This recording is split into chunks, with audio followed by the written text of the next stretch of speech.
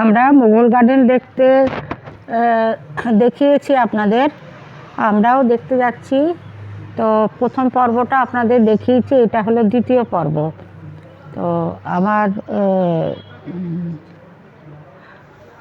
খানিকটা অল্প সময় মতো আমরা ঘুরেছিলাম।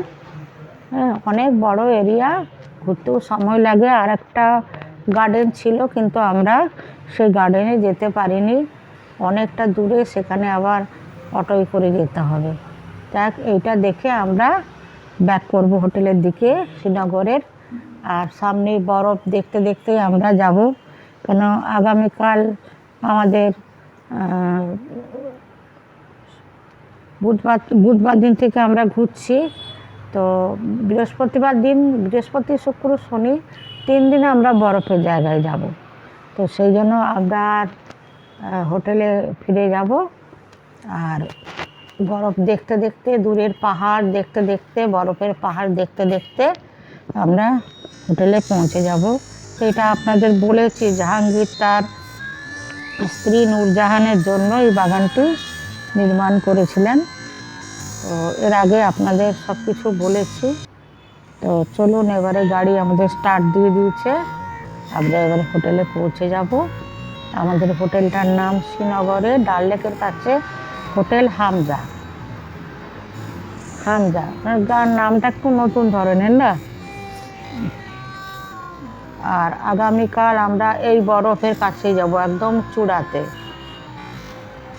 সেই জন্য বরফটা দেখতে দেখতে আমরা যাচ্ছি, গাড়ি চলছে, আমরা বরফ দেখতে দেখতে। পাহাড়টা কিন্তু খুব কাছাকাছি নাই, অনেকটাই দূরে আছে।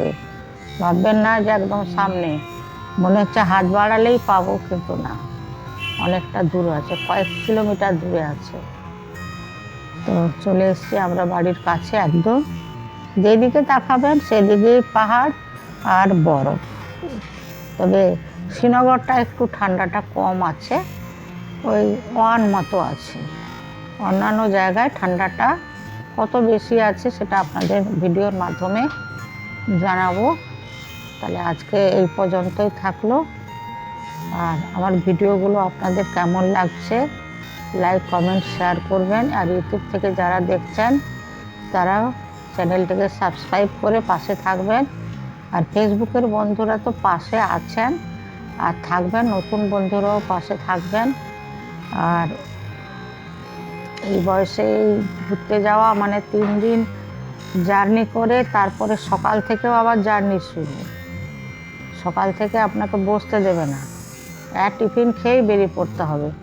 একদম সেই যে বেরালাম, একদম রাত্রি 7টা সাড়ে 7টা।